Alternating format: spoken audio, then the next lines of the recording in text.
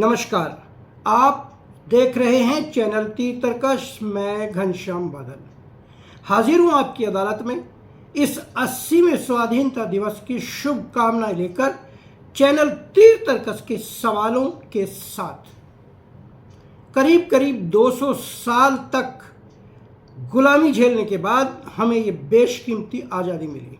1757 में पहली बार अंग्रेज भारत में आए, व्यापारी बनकर आए और धीरे धीरे पूरे देश में छा गए। हमारी अपनी फूट और फिरका परस्ती की वजह से अंग्रेज मालिक बन गए और हम अपने ही देश में रहकर बन गए गुलाम। फिर धीरे धीरे आज़ादी की ललक लगी और दिन आया 1857 की क्रांति का, जिसमें मेरठ की छावनी से, बैरकपुर की छावनी से ये क्रांति की लौ जगी और मंगल पांडे समेत कई सारे लोग शहीद हुए और इस तरीके से पहली बार भारत ने आज़ादी का सपना देखना एक बार फिर से शुरू किया। जब ये लड़ाई शुरू हुई तो बहुत सारे संकट सामने थे। अंग्रेज़ों का डर था, सरकार से लड़ाई थी, गरीबी थी और डर इतना था कि कोई साथ लगने के लिए तैयार नहीं था। लेकिन जब मन में ललक लगी तो फिर भारतीय जाग उठे और जागते हुए उन्होंने आज़ादी का यह बेशकीमती हीरा अंग्रेजों के हाथ से छीन लिया और 15 अगस्त 1947 को भारतीय तिरंगा झंडा पहली बार खुले आकाश में फहराया गया, यानी भारत को मिल गई आज़ादी। बहुत बहुत शुभकामनाएं मेरे 148 करोड़ भारतीयों को कि आज हम सब आज़ादी की हवा में सांस ले रहे हैं। लेकिन दोस्तों, आज़ादी ने बहुत कुछ दिया और बहुत सारे सवाल लेकर भी आज़ादी हमारे सामने खड़ी हुई है। क्या जिस आज़ादी में हम जी रहे हैं ऐसी ही आज़ादी की कल्पना की गई थी? क्या आज़ादी के मायने केवल विदेशी सत्ता से मुक्ति थी, केवल लड़ना था, शहादत देनी थी, या फिर कुछ और थे आज़ादी के मायने? जो सपना उन लड़ाकुओं ने देखा, उन बांकुरे रणवीरों ने देखा, क्या उस सपने का शतांश भी हम ले पाए हैं? बड़ा सवाल है। कुछ लोगों को आपत्ति हो सकती है कि खुशी के मौके पर भी मैं चैनल तीर्थतर्कश में बैठकर सवालों के तीर चला रहा हूं, लेकिन असली आज़ादी का अर्थ तो जानना होगा। आज़ादी केवल संप्रभुता नहीं है, आज़ादी केवल विदेशी ताकतों से मुक्ति नहीं थी। आज़ादी का मतलब केवल यह नहीं था कि पुराने या कहिए कि विदेशी शासकों को हटाकर हम अपने लोगों को शासक बना दें। आज़ादी के मायने केवल ये नहीं थे कि सत्ता का आनंद भारत के लोग लें, बल्कि आज़ादी के मायने थे खुली हवा में सांस लेना, बोलने की आज़ादी, सब कुछ पाने की आज़ादी, आखिरी आदमी से लेकर पहले आदमी तक आज़ाद मन, आज़ाद तन और साथ ही साथ आज़ादी की हवा समानता के साथ लेने की आज़ादी के अर्थ थे तब आज़ादी के मायने। ऐसा नहीं कि भारत ने आज़ादी के बाद कुछ पाया नहीं, बहुत कुछ पाया है भारत ने आज़ादी के बाद। जब हम आज़ाद हुए तो हमारे पास न कोई प्रशासन की अच्छी प्रणाली थी, न इंफ्रास्ट्रक्चर था, न बड़े उद्योग थे, न सड़कें थी, न वायुयान थे, यानी ऐसा कुछ भी भौतिक संसाधन बड़ी मात्रा में हमारे पास नहीं था। ऊपर से विभाजन की विभीषिका के साथ हमारी छाती पर पाकिस्तान जैसा देश भी बैठा दिया गया, जिसे हमने एक बड़ा हिस्सा अपनी संपत्ति में से दिया और आज भी ये शत्रु बनकर हमारे सामने खड़ा हुआ है। आज जो ऊंची ऊंची अट्टालिकाएं हम देख रहे हैं, ये केवल आज के सत्ताधीशों की देन यदि कही जाए तो गलत होगा। ऐसा भी नहीं है कि सब कुछ इस सरकार के आने से पहले ही बन गया हो। इस सरकार ने भी बहुत प्रयास किया, दूसरी सरकारों ने भी प्रयास किया और गलतियां भी दोनों से हुई। दोनों के अपने राजनीतिक निहितार्थ और स्वार्थ भी रहे। यानी कह सकते हैं कि भारत में लोकतंत्र की खूबसूरती ये रही कि इन 79 वर्षों में हमने 18 बार सरकारें चुनी, सरकारें बदली, सरकारें गिराई, सरकारें बनाई, लेकिन एक बार भी खून की एक बूंद जमीन पर नहीं गिरी। न कोई हिंसा हुई, न कोई रक्तपात हुआ, न तख्ता पलट हुआ। लोकतांत्रिक तरीके से भारत के उस आदमी ने जिसे सारे राजनीतिक दल, सारे बड़े लोग अनपढ़, गंवार, बेवकूफ़ या कहिए मासूम समझते हैं, ये समझ लेते हैं कि शायद उसको कुछ पता ही नहीं। लेकिन ये लोग नहीं जानते कि वो भोला भंडारी बहुत कुछ अपने मन में समेटे रहता है, टुकुर टुकुर देखता रहता है, बेबस सा हो जाता है वोट डालने के बाद, लेकिन मौका मिलते ही वो अपनी सारी की सारी ताकत के साथ लोकतंत्र के आंगन में नया फूल भी खिला देता है। यही है भारत की आज़ादी के मायने। करीब करीब 9000 से ज़्यादा सांसद हमने दिए, लेकिन सांसदों ने हमें क्या दिया?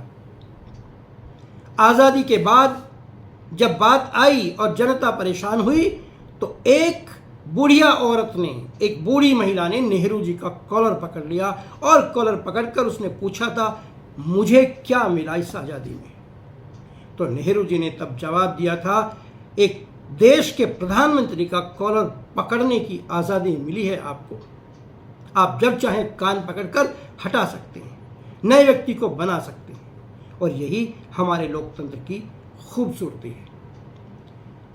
अगर हम आज़ादी की बात करें एक बार फिर से, तो आज़ादी किससे चाहिए हमें? हमें आज़ादी चाहिए भय से, भेदभाव से, भ्रष्टाचार से, भुखमरी से, बेरोजगारी से, और भी बहुत सारी ऐसी चीज़ें हैं जिनसे हमें मुक्ति चाहिए। और अभी तक भी 80वां साल चल रहा है, हमें बहुत सारी ऐसी चीज़ों से मुक्ति नहीं मिल पाई है। आज भी भारत की महिलाएं अपने आप को रात के अंधेरे में सुनसान जगह पर अकेले में ही नहीं, भरे बाजारों में, सड़कों में, घरों में, ऑफिसों में भी पूरी तरीके से सुरक्षित नहीं मानती हैं। वेतन के मामले में भी उन्हें दोयम समझकर कम वेतन देने की परंपरा अभी भी जारी है।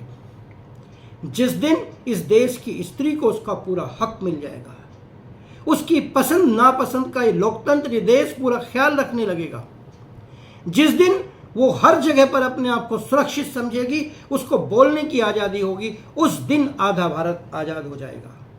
तब होगा सही मायने में आज़ादी के नए अर्थों का सत्यापन, नए अर्थों का स्थापन। आज भी एक बड़ा हिस्सा भुखमरी, गरीबी, बेरोजगारी, इन सब चीज़ों के साथ जी रहा है। हजारों हजारों गांव आज भी ऐसे हैं जहां खंबे होंगे लेकिन लाइट नहीं होगी, स्कूल होंगे लेकिन स्कूल में शिक्षक नहीं होंगे, सुविधाएं नहीं होंगी, सड़कों के नाम पर उखड़ी हुई सड़कें मिल जाएंगी। लेकिन क्या ये आज़ादी है? दूसरी तरफ मॉल्स हैं, बड़े बड़े शहर हैं, जगमगाते हुए मकान हैं, और भी बहुत कुछ है। इस तरीके का वितरण संपत्ति का हो गया है कि आज देश की लगभग 98% संपत्ति केवल 10 से 12% लोगों के पास है। हम ये नहीं कह सकते कि सब बेईमानी से आगे बढ़े हैं। उनकी अपनी मेहनत है, उनकी अपनी योजनाएं हैं, उनकी अपनी ताकत है, उनकी अपनी व्यवहारिकता है। लेकिन वहीं लोकतंत्र पर यह बड़ा सवाल भी खड़ा होता है कि आखिर इन गिने चुने, उंगली पर गिनने लायक लोगों के बीच ही ऐसी योग्यता कहां से आ गई? राजनीतिक दल अपनी अपनी रोटियां सेकने में कभी पीछे नहीं रहे, पहले भी नहीं रहे, अब भी नहीं रहे। जिसको जिस वर्ग से, जिस तबके से, जिस तरीके से समर्थन और वोट मिल सकते हैं, वही तरकीब लगाते आए हैं। आज से नहीं, अभी नहीं हुआ ऐसा। आज़ादी के कुछ समय बाद ही ये होने लगा था। वो समय भी मैंने देखा है जब बचपन में था, फतवे जारी हो जाते थे वोटों के लिए, लेकिन उसका प्रतिकार आया तो अब दूसरी तरीके से दूसरे लोग, दूसरी विचारधारा के लोगों को एक ग्रुप बनाकर, एक समुदाय बनाकर, उनकी भावनाओं का दोहन करके वोट लेकर सत्ता में आने के खेल खेलने लगे। खैर, ये लोकतंत्र है और इस लोकतंत्र में इस तरीके की बातें होना कोई नई बात नहीं है। फिलहाल अगर हम अभी अभी देखें, संसद 19 दिन चली, लेकिन काम हुआ मुश्किल से 8-10 घंटे, इतना भी नहीं हुआ है। लोकसभा में काम का स्तर रहा केवल 19% और राज्यसभा चली 39%। केवल 18 मिनट में 12 विधेयक 12 बिल पेश हो गए। सोचिए उन बिलों पर क्या बहस हुई होगी, उन बिलों की क्या हालत होगी। हालांकि FCRA का बिल यानी फॉरेन करेंसी रेगुलेटिंग एक्ट को भेज दिया गया है संसदीय समिति के पास, लेकिन बहुत सारे सवाल अभी भी बाकी हैं। विपक्ष का आरोप, सत्ता पक्ष सदन में उसे बोलने नहीं देता, मनमानी करता है, सदन चलाना नहीं चाहता, सरकार सवालों से भागती है। तो सत्ता पक्ष का आरोप, विपक्ष हंगामे में यकीन रखता है, सवाल न पूछना चाहता है, न सवालों के जवाब चाहता है, बस उसका एक ही मकसद है, किसी तरीके से हंगामे करके संसद को बाधित करना। नई नई व्याख्याएं दी जा रही हैं, पुराने पुराने उदाहरण पकड़ाए जा रहे हैं कि विपक्ष का काम ही व्यवधान डालना है। लेकिन मित्रों, मैं आप सबसे पूछना चाहता हूं, लोकतंत्र में सरकार का क्या कर्तव्य है? विपक्ष को क्या करना चाहिए? क्या सवाल पूछना आज देशद्रोह की श्रेणी में आ गया है? क्या जन जी को अपने हक मांगने का, बोलने का अधिकार नहीं होना चाहिए? क्या परीक्षाओं में निष्पक्षता, स्वच्छता और पारदर्शिता नहीं होनी चाहिए?